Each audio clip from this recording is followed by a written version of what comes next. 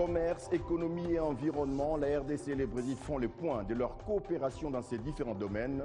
Le ministre brésilien des Relations extérieures séjourne à Kinshasa depuis vendredi soir. C'est pour un état des lieux de la coopération entre les deux pays.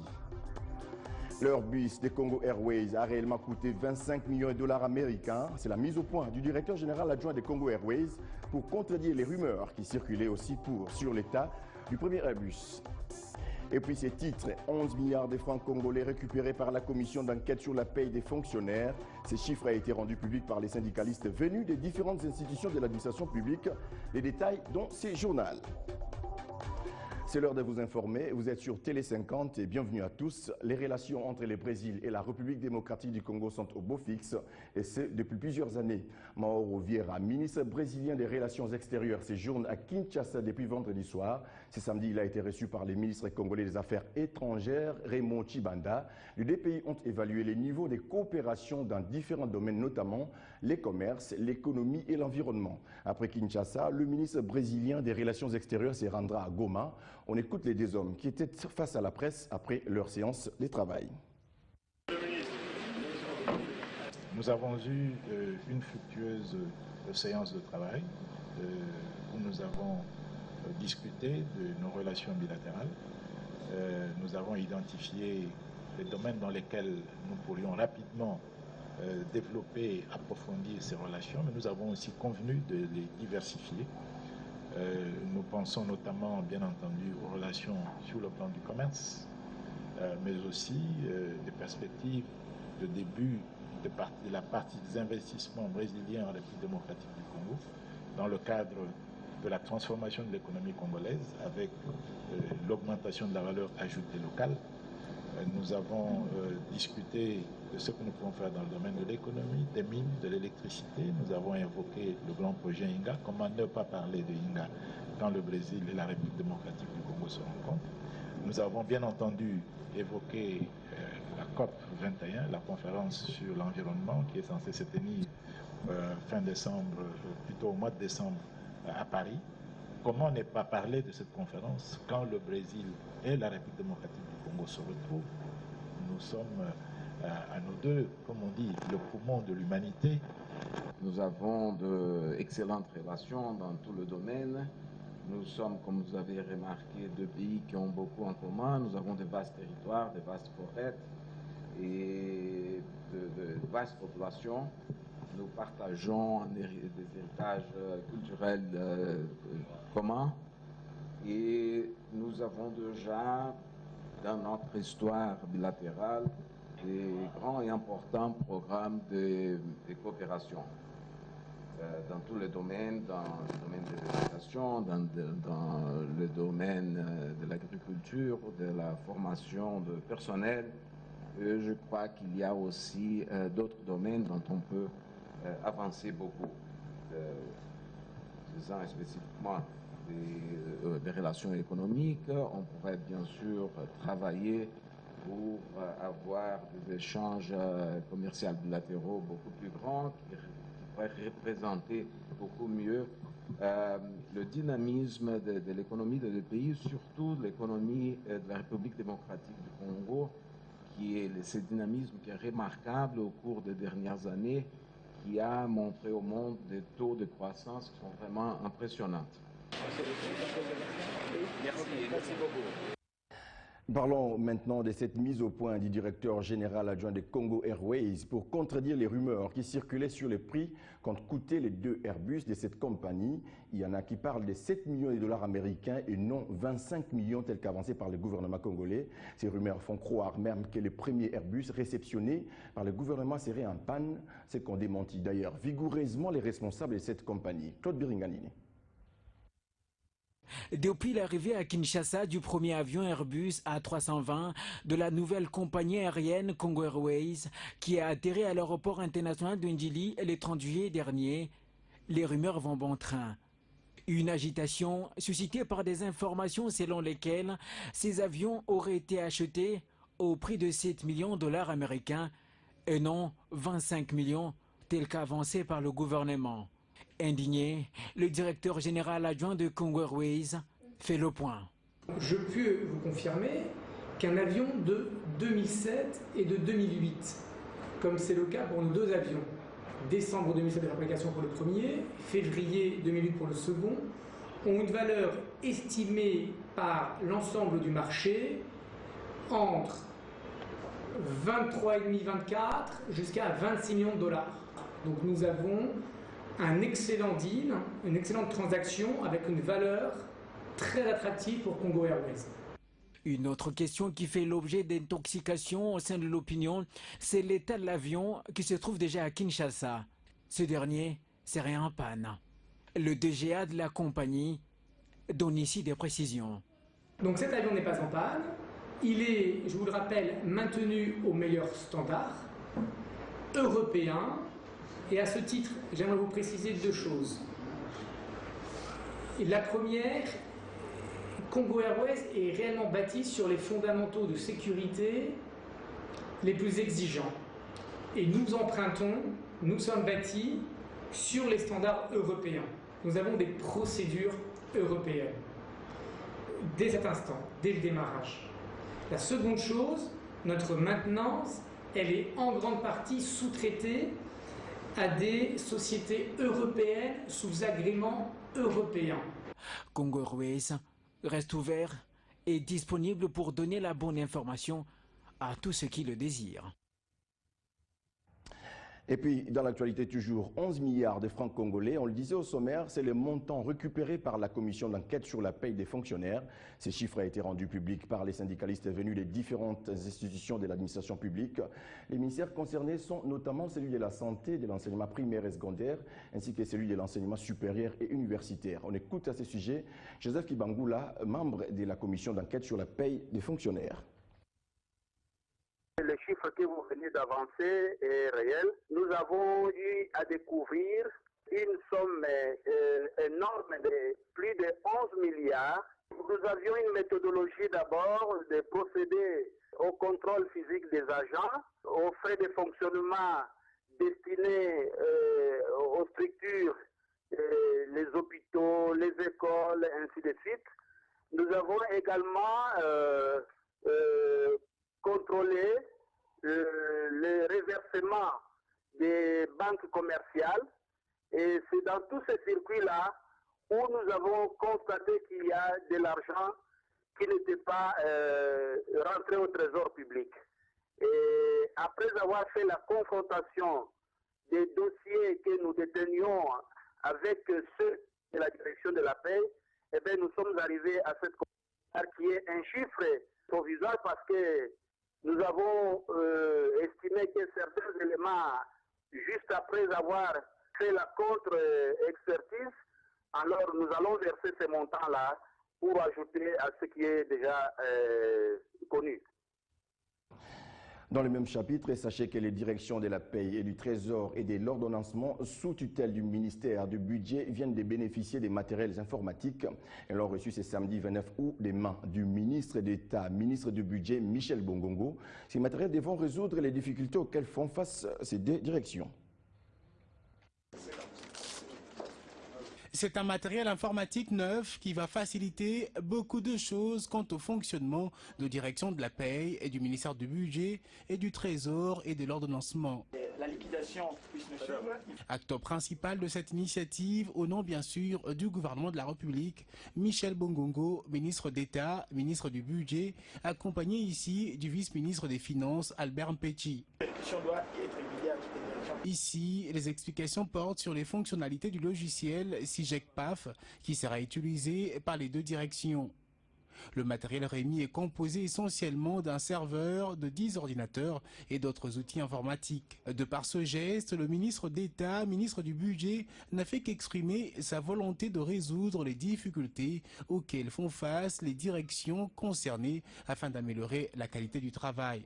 Pour la direction du Trésor et de l'ordonnancement, c'est une bonne affaire pour la détection des doublons et de triplons dans la paye des agents et cadres de l'administration publique. Ce qui répond aux besoins de ce service. Ici, avec la remise de ces matériels, ça nous permet de travailler de manière très professionnelle. Donc nous aurons la lisibilité, la visibilité de toutes les opérations qui sont réalisées au niveau de la base c'est-à-dire l'étape première jusqu'à l'étape finale. Et nous, étant donné que nous sommes l'étape finale donc de l'ordonnancement et des paiements, et il nous permet éventuellement de retracer et de répondre à toutes les réclamations qui nous sont faites par les agents et fonctionnaires de l'État. Avec cette dotation, sa direction pourra avoir à temps la lisibilité et la visibilité de tout ce qui se fait à la base, étant donné qu'elle est l'étape finale. Parlons éducation dans ce journal. Signature d'accord du projet de construction du nouveau bâtiment de l'INPP. Maurice Chukwuya et Yuasa Ayemi, respectivement administrateur directeur général de l'INPP et chef de la délégation des JICA, ont donc signé des accords matérialisant ainsi la construction du site d'exploitation dans la province du Katanga. C'est donc un complexe de 3 niveaux qui sera totalement équipé par la coopération japonaise. C'est un jour merveilleux pour l'INPP. D'autant plus que le projet que nous venons de signer et le procès verbal, c'est un des projets les plus ambitieux de l'INPP. Et le contenu de ce projet constitue le socle même de l'avenir de l'INPP Katanga. Ça veut dire la construction d'un centre ultra moderne, plus important que celui que nous sommes là où nous sommes ici à Kinshasa. C'est un centre qui aura des équipements sophistiqués avec tous les services d'appoint sur place, ce qui va nous permettre de rendre la formation professionnelle de qualité à la population congolaise. L'INPP contribue beaucoup à la situation socio-économique et alors au nom de la JICA nous sommes très fiers pour aider à la LNPP. Et notre mission qu'il s'agit d'avoir collecté toutes les données que nous avons besoin et également pour atteindre l'accord entre l'NPP et notre part. Et c'est pour cela que nous avons accompli dans ce sens. Et alors nous sommes très heureux d'avoir l'assistance de l'NPP qui est aussi chaleureuse.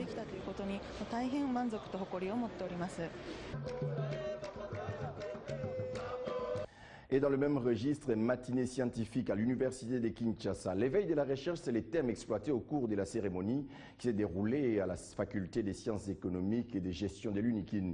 Les différents intervenants se sont beaucoup plus apaisantis sur l'importance de la recherche scientifique dans un pays comme la République démocratique du Congo. On les écoute. Cette matinée scientifique prouve que l'Université de Kinshasa est vivante.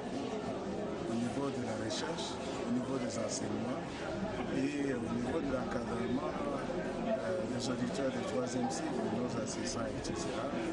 Je pense que c'est une bonne chose. Nous avons voulu, à cette manifestation, faire connaître au public, aux décideurs du pays, qu'il y a des recherches qui se font au sein de cette université. Au lieu de recourir aux experts extérieurs qui vont nous coûter cher, il faut recourir dans notre propre maison. Cette maison, ce sont nos universités où nous faisons de production.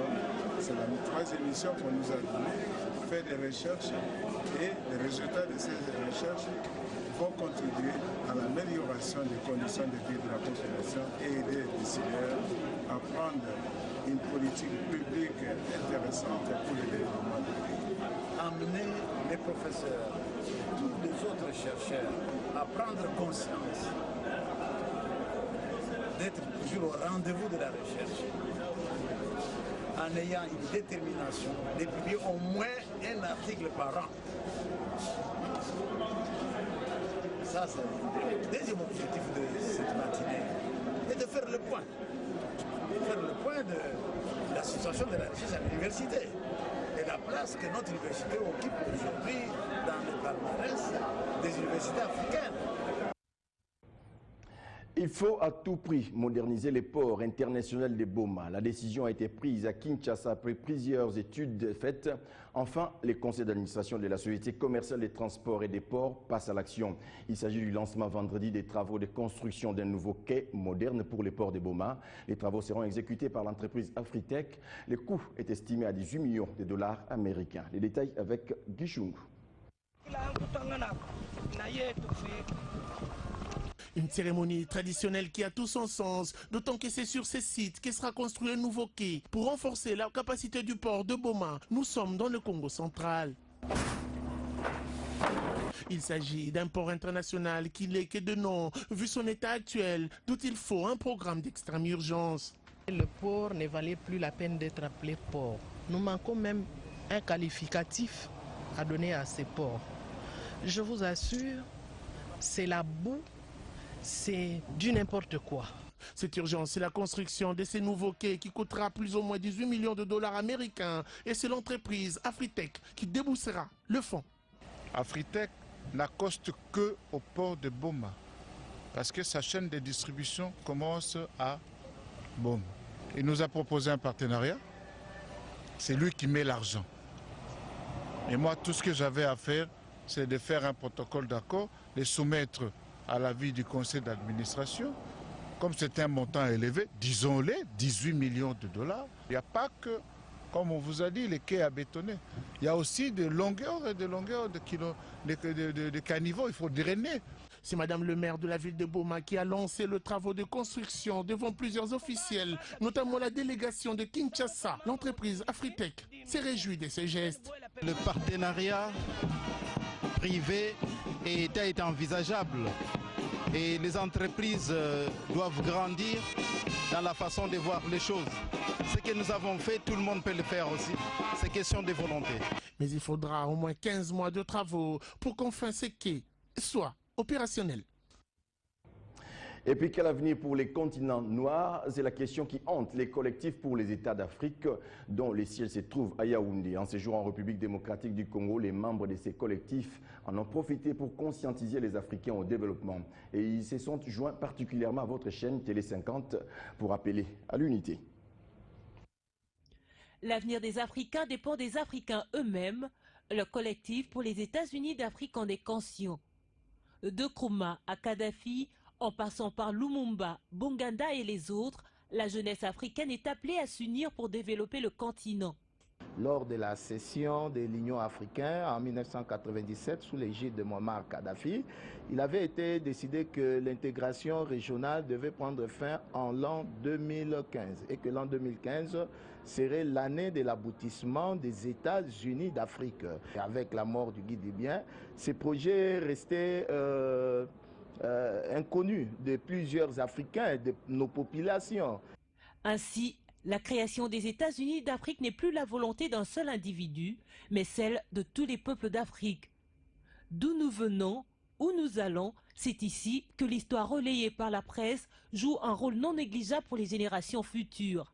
C'est pour cela que nous avons créé ce collectif pour expliquer aux Africains l'impératif des États-Unis d'Afrique qui, à notre avis, est l'unique autoroute qui va amener l'Afrique à sa libération et à son développement. Dans cette marche, Espace 50 compte parmi les 5 chaînes qui prônent le panafricanisme. Dans notre magazine de visibilité pour les États-Unis d'Afrique, Télé 50 fait partie de 5 meilleures chaînes panafricaines parce que vous êtes en train de faire un grand travail de veille de conscience des Africains et vous amenez aussi les Africains à se prendre en charge. Et nous pensons que à l'époque que nous vivons aujourd'hui, c'est ça réellement le devoir d'une chaîne de télévision qui a une dimension panafricaine. L'avènement des États-Unis d'Afrique, enfin une réalité. En plus du lancement du magazine mensuel qui porte le même nom, le collectif pour les États-Unis d'Afrique prévoit également un grand congrès au mois de novembre prochain à Yaoundé. Ce sera pour porter dans les fonds baptismaux États-Unis d'Afrique.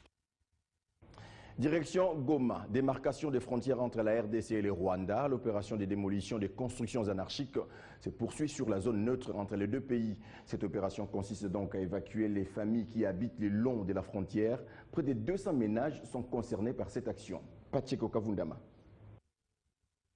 4e jour, ce samedi 9 août 2015, de l'opération de démolition de maisons construites illégalement et anarchiquement sur la zone neutre entre la RDC et le Rwanda. Cette opération vise à évacuer plus de 198 ménages sur ces milieux qui sont les membres de la commission mixte chargée de faire la démarcation des frontières entre ces deux pays doit être libre et dégagée de 6,25 m du côté congolais et 6,25 m du côté rwandais. Vendredi 28 août, les ministres provinciaux de l'Intérieur et administration du territoire s'est rendu sur le lieu de démolition. Ici, Valérie Mbaluturande est allé se rendre compte de l'évolution des travaux de démolition. Après avoir écouté les doléances de ces familles victimes, il a promis une assistance de $100 et 15 tôles pour chaque ménage sans titre foncier. Dans l'entretemps, les victimes de cette action ont manifesté leur mécontentement à la mairie de Goma pour demander une indemnisation. Ceux qui avaient des titres fonciers sont priés d'aller à la mairie afin d'évaluer exactement la valeur de leurs biens pour une éventuelle indemnisation. Goma, Pachiko Kavundama pour Télé 50. Écho des partis politiques, Daniel Ngoï Mulunda continue de faire parler de lui dans sa nouvelle casquette d'acteur politique. Après le lancement de son parti politique dénommé Espace démocratique pour la bonne gouvernance, l'ancien président de la CNI a clôturé l'atelier de formation politique et idéologique à l'intention de ses militants venus de tout le pays. L'homme tient à sauvegarder les idées nationalistes et humanistes défendues par les pères de l'indépendance et pérennisées par le président Joseph Kabila Kabange. Josué Mouyumba nous en dit plus. La sauvegarde des idées nationalistes défendues par les pères de l'indépendance jusqu'au sacrifice suprême, pérennisée à ce jour par Joseph Kabila Kabange, c'est parmi les lignes maîtresses des idées de l'espace démocratique pour la bonne gouvernance EDG. La nouvelle formation politique lancée par le pasteur Daniel Ngoï Mulunda Nyanga. L'ancien président de la CENI vient de clôturer officiellement l'atelier de formation politique et idéologique de ses membres à travers un coup de sifflet.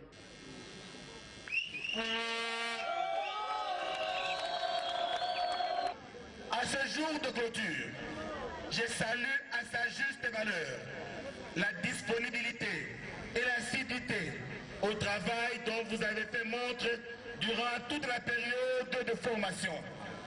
Au nom du secrétaire général et au mien propre, j'invite tous les participants à retrouver l'expression de ma parfaite gratitude. Ce docteur en théologie a harangué la foule en soulignant que l'EDG est un parti centriste et veut imprimer une nouvelle façon de gérer la chose publique en mettant le bien-être de la population congolaise au centre de ses préoccupations. Nous luttons contre toute forme de discrimination basée sur la tribu, la race, la province d'origine. Ma tribu, c'est la République démocratique du Congo, a-t-il souligné. S'agissant de la marche actuelle du pays, l'EDG, à travers son secrétaire général, encourage le dialogue prôné par le président Joseph Kabila pour les élections apaisées à tous les niveaux. Et du sport pour finir, les démarrages des différents championnats s'annoncent pour bientôt et les équipes à tous les niveaux affûtent leurs armes.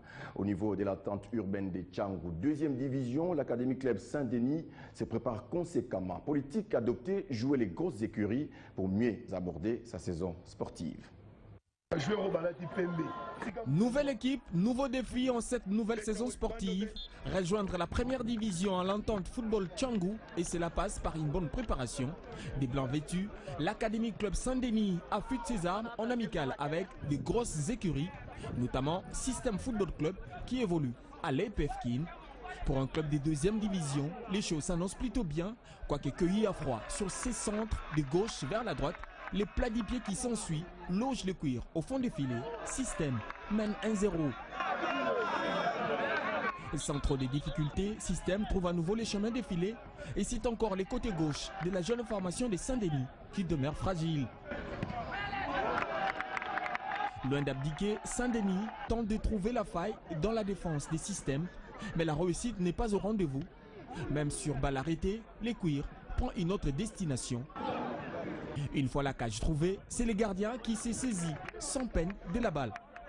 À force d'attaquer, la défense des Systèmes finit par céder, concédant un penalty et transformé avec beaucoup de réussite. Saint-Denis n'a plus qu'un but à remonter. Au retour des vestiaires, à la quête d'une égalisation, Saint-Denis multiplie les assauts dans la défense des Systèmes, d'abord avec cette frappe. Puis cette autre frappe, concluant les beaux gestes techniques de l'attaquant des Blancs, action qui n'a pas laissé indifférent les tuteurs de cette équipe. Sur cette action, à son tour, les gardiens des Saint-Denis s'emploie et évite à son club d'encaisser un autre but puisqu'ils en sont déjà à 4-1. Et c'est sur ce score de 4-1 que la partie va connaître son épilogue. Avantage, Système Football Club, mais Saint-Denis devra encore beaucoup travailler pour bien entamer son championnat. Et c'est la fin de cette édition. Restez informés sur le www.tele50.com. À très bientôt.